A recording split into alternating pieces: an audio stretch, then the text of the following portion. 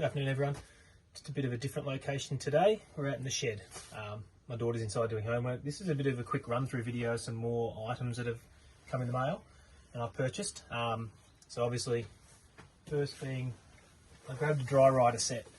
So this is the Dry Rider Vertex 2 Adventure Series jacket and also the pants.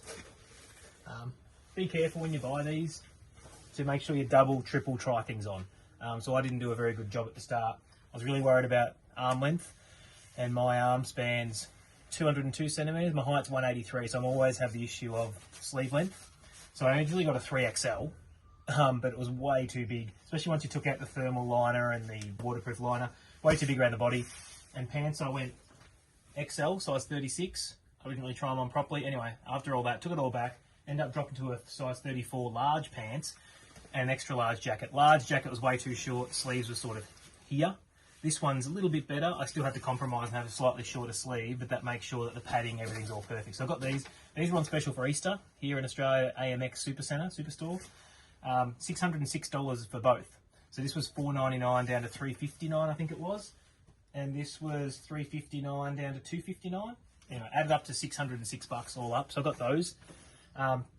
Next things I ended up getting, I ordered last week, the little 6 litre bag for the Rhino Walk series, or Rhino Walk brand, to go on. It's called the ADV 6 litre bags. It's just to go on the tank. Those 2 little ones I might add on to top of this, but I figured I might want at least like a little 6 litre bag to use every now and then. If I don't use it there, it can go on the back, strapped on the back somewhere behind me, that sort of thing. I did also buy, but it's inside the house, I think it's, can't remember the name, Aussie something brand. It's a 15 litre dry bag, double insulated, you to use as an esky. I grabbed one of those. So they're about $70. It's good even when you just go to parties with family and friends and all that sort of stuff. You want to take a few beers and a bottle of wine for the wife. We always struggle to find something good without taking an esky. This is a little dry bag esky. So have a look at those. There's a few different models around. So I've got one of them because that can sit behind me on the motorbike, strap in there. So that's a little ADV bag. So I'll quickly open that. So 6 litre bag. Oh yeah, so quite nice, robust. Exactly the same materials by the looks as the panniers, the Rhino Walk panniers. So that puffs out like so, sits on your tank like that, connects with the different, these tie points, thread through the D-rings. So on that Rhino Walk one, it's got the D-rings you can hook it through, and then it's a roll down dry bag. So that's the dry bags. Sit that over there. I also grabbed some rock straps, because once again, if I'm putting this on the back, I need to thread through sort of that front molly thing to hold it on. Or if I'm using that the esky, little esky, roll down esky, 15 litre bag, I need to be able to strap that down. It has also got straps you can thread through. I just needed some straps. I got some rock straps as well. Nice enough to give me the Adventure On store where I got it again. So a great place there to buy through. They gave me stickers for themselves and stickers for Rhino Walk, some various stickers. And then I also grabbed, because it was good value, it was like 50 or 60 bucks. This was, I think, 50 or 60 or 48, the 6 litre bag. And then I grabbed their backpack, just in case you want that extra bit of space to wear or strap onto your hip. I think it was like 60 or 70 bucks max. Honestly can't remember, but I know it was under 100. So it's their 12 or 15 litre bag. So it can put your hydration pack and all that sort of stuff in. It doesn't come with one because I've already got them, but it's just a basic small motorcycle bag. So again, on my back or strapped on the bike. It's got your waist harness thing, so even good, because I want to go away and then do little hikes or little walks. Strap this on as your little day pack for a half day walk or whatever, so with hydration, so you can put your hydration filter in there. So that's all there. I think all that was $170 for all those things. So the rock straps might have been 40, 60, something like that. So that's it for there. Then I accidentally ended up buying 2 of these because I forgot I bought one through Amazon. But this is just the Cedar Summit, it was on special, 6 litre water bladder. So reinforced water bladder, strap point, so you can obviously strap through and over onto the back, your backpack or whatever you want to do while you're strapping it.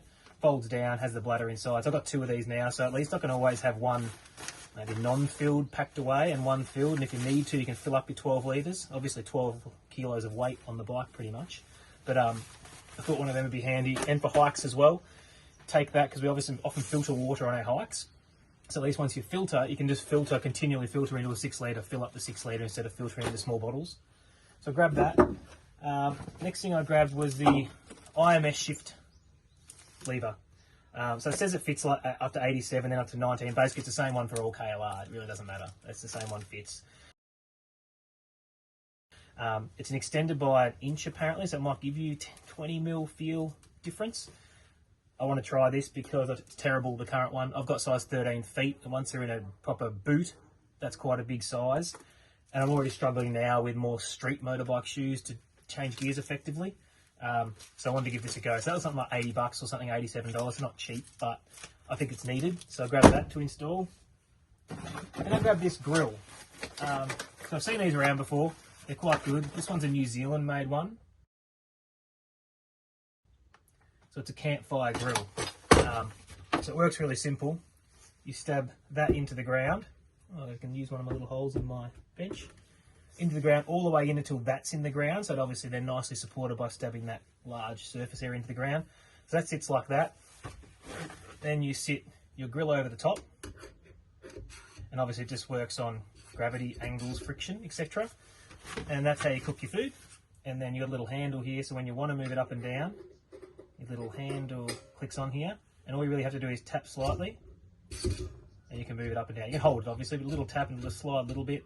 And it's got like a 4 mil lip or so, so your sausages and everything shouldn't fall off. So it's quite a big size too. So that was like 80 bucks, $85, but all proper stainless steel, you know, New Zealand, so sort of local-ish company. So I thought it was worth grabbing one of them. If you can hear some noise in the background, it sounds like someone's on a bit of a dirt bike banging around somewhere near home. So grab that. And then the final sort of big thing is, there was a special on Anaconda, a local store here in Australia. They had the Garmin GPS Map 66i.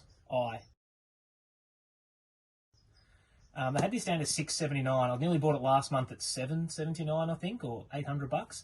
So good deal, because the Mini 2's around $620, $590, best you can sort of get. So this was good, because this obviously, for those that know, look up on the YouTube, there's lots of information there, and I've got to start reading up, because the big thing I've heard with these is they can do a lot, and it's really worth taking a couple of hours of in-depth research, reading the manual to get the most out of it, because it's obviously got your topo maps, got all your maps, got your navigation. You can even download free open source road maps, so it can actually do navigation for your road when you're riding on the road on your motorbike. To be honest, I think I'm really going to be focusing on just using your Gaia maps or your maps.me or any of those trail maps really on the phone. Download the maps pre. But obviously the main reason for this is then InReach. So letting people know two-way messaging that you're safe, you're at your location, and obviously if something does really go bad, you got your emergency evacuation, press your SOS and get taken out from wherever you are. So I needed it. Originally it was going to be, before I got the motorbike, was for hiking with the kids. Me and the kids are away. I break my leg in an area with no reception. I can't send, well, you could maybe, 9 and 6-year-olds to run off and try to find help. So I have to have that to have everyone's mind at ease. So I grabbed that. With that, then I grabbed the Garmin. It says for the Zumo, but it's a universal, their sort of RAM mount style mount that then sandwich plates onto the charger. So they sort of go together. And then onto that, that's it for that. Then this actually just slides on, the Garmin itself. And then I've got the backpack tether as well. Because like some people have said when chatting, you really don't want this on your motorbike if you have it off, because you can't get to it. But I want to read a bit more, because I have read that if you've got your phone on you and they're linked, you can activate the SOS from the phone. Don't quote me on that. I've just found a little bit of information out of it. I'll read more whether that's possible. Otherwise, it might be that really, because the purpose of this is really for the emergency evacuation, I wear that on the backpack or on my body. So that goes to your backpack strap. Then you've got a 12-inch or 14-inch tether, so you can lift it off, look at it, and Velcro it back on, and that can sort of live here like this.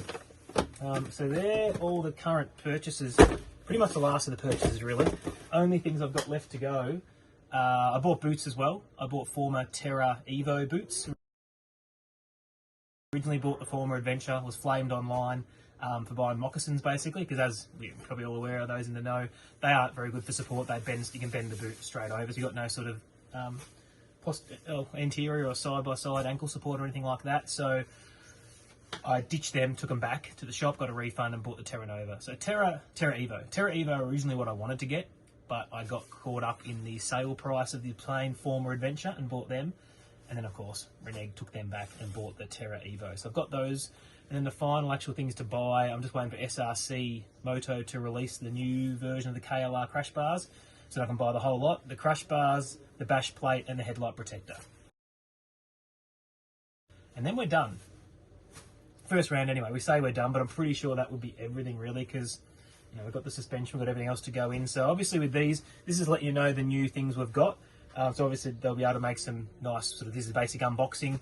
Then we'll do individual little videos for each item, fitting them, let you know how they go. Really interested to see this barbecue grill, because obviously I get to eat some food using that. But yeah, first thing I might have a go on is the Garmin, get that in there and have a look how that fits. Because I'm hoping that can sit side by side on the KLR on the top mount, phone on the left, that on the right. It's a bit tight for space, but we'll see how we go. So obviously if you like this video, feel free to hit the like button, it's always nice. Subscribe if you want to see more. So the majority of stuff moving forward is really going to be KLR stuff, and obviously moving on to the off-road camping with the KLR. So yeah, thanks guys, cheers.